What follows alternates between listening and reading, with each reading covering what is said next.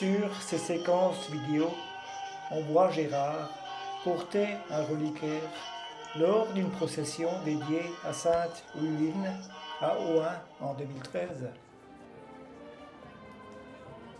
Là, on voit Gérard lors de la fête Dieu à Ohain en 2014.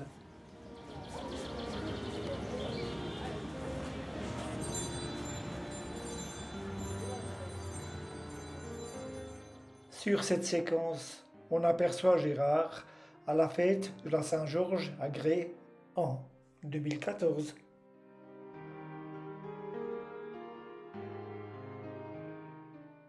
Là, il pose pour une photo de groupe à la fête de Saint-Corneille à Beauvechin-Hamme.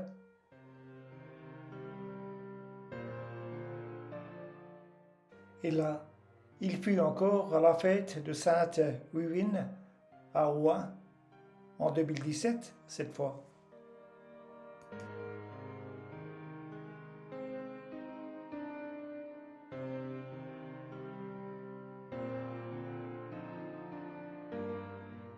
On revoit Gérard ici à Aincourt, à la fête de Sainte-Ragelufle, à laquelle il tenait tant. Messieurs les curés, chers pèlerins, au nom du comité Saint-Ragelufle de la Fabrique d'Église et en mon nom, je tiens à remercier Don Bernard Laurent, révérendissime Père Abbé Mitré de Maretsu, d'avoir accepté de rehausser de sa présence notre procession annuelle. Jubilaire pour Saint-Ragelufle, mais un jubilé différent des trois précédents, qui commémorait les anniversaires de sa mort. Aujourd'hui, c'est le 825e anniversaire de la deuxième translation de son corps dans une chasse plus précieuse. Cérémonie présidée par le père abbé Baudouin, abbé bénédictin de Saint-Laurent à Liège, de la collégiale Saint-Pierre d'Aincourt. Cet événement est important. En 2017 également, il fut cérémoniaire à Tille-le-Château pour les 400 ans de la chasse de l'église locale et la consécration d'un nouvel hôtel.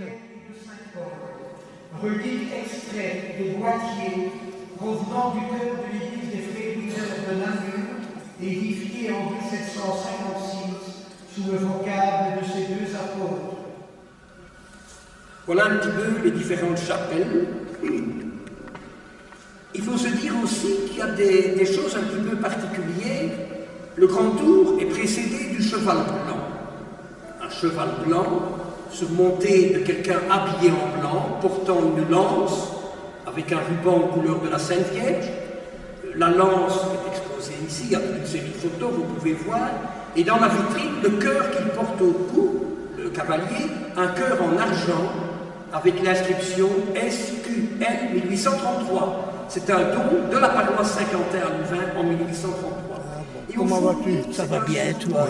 Est-ce que c'était pas une collégiale dans le temps ici? Elle l'est toujours. Elle l'est toujours? C'est un titre historique qui reste à perpétuité. De Soigny et de Sainte-Vaudrue de Mons, qui elle est originaire de Coussandre près de Maubeuge dans le nord de la France. Elle est la fille de Saint Walbert et de Sainte Bertille, la sœur de Saint...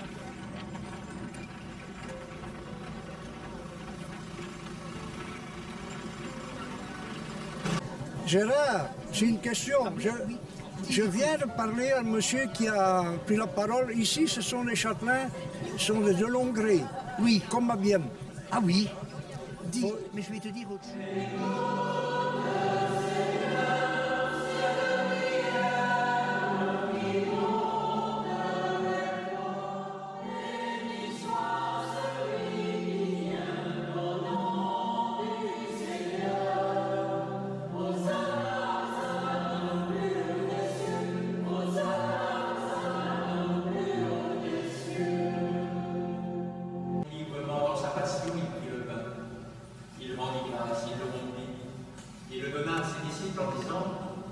Prenez et mangez-en tous.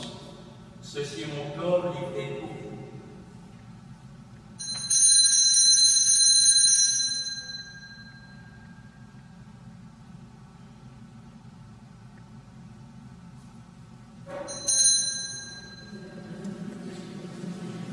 Mesdames, Messieurs, c'est une joie pour l'équipe d'animation paroissiale, la fabrique d'église et l'équipe de préparation de l'exposition de vous accueillir ce soir. Merci à tous de votre présence et bienvenue à vous toutes et tous.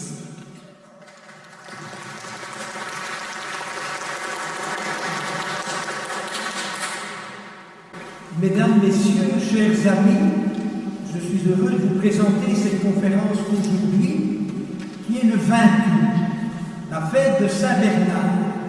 Et Saint-Bernard, je pourrais le citer dans 3 des congrégations présentées ce soir.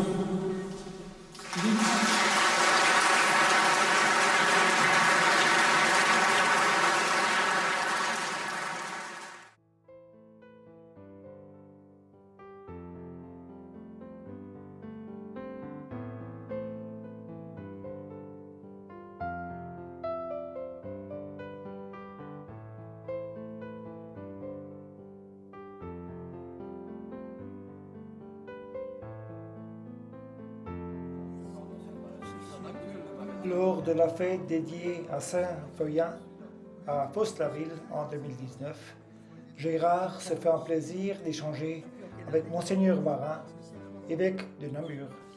Fabien. On y va.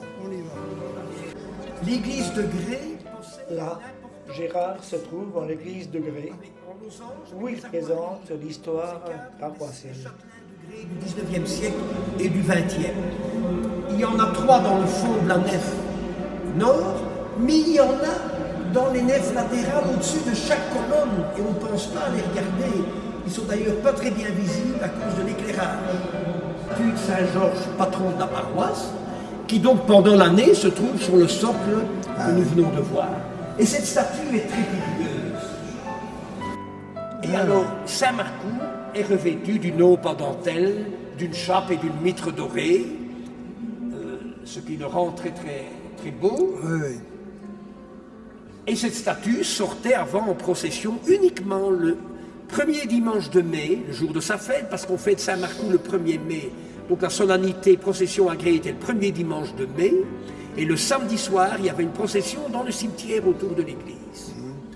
Et le dimanche, les pèlerins étaient tellement nombreux, les gens qui souffraient d'écrouelles, que certains se battaient pour avoir le privilège de porter la statue de Saint-Marcoux. C'est une maladie des glandes du cou qui suppurent, qui gonflent, etc. C'est très impressionnant. Et au début que l'abbé Crémers est devenu curé à Grès, Jean Crémers a succédé à Alphonse Courvoyeur, dont on a vu les cadeaux de jubilé et le vitrail, donc en 1940. Et au début, un jour lors de la grand-messe, des parents avec un petit garçon sont venus trouver le curé. Et l'enfant avait son cou gonflé, entouré de bandages. Et la maman a dit, « Monsieur le curé, nous sommes venus ici, il venait du Brabant flamand, parce qu'on nous a dit qu'il y a un saint qui guérit ça ici. » Ils ont enlevé un peu le bandage, c'était gonflé, ça, il y avait du pus, c'était horrible à voir. Et la maman dit, demain il doit entrer en clinique, on doit couper là-dedans. Et on m'a dit qu'il y avait un saint qui guérissait tout, ces choses-là. Et on a conduit, le curé les a conduits près de Saint-Marcoux. Ils ont demandé une messe en l'honneur de Saint-Marcoux, ils ont eu de l'eau bénite, ils ont prié Saint-Marcoux, on a inscrit l'enfant dans la confrérie. Et le dimanche suivant, ils sont revenus à la messe de Grès.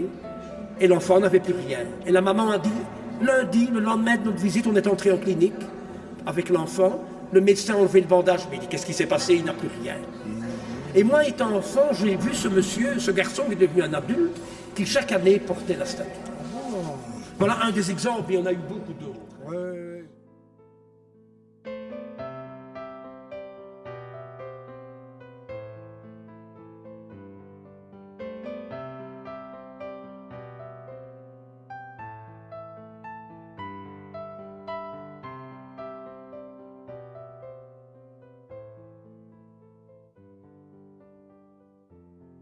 Le 15 juillet 2021, à la suite de pluies diluviennes, une partie de Wavre fut sous les flots.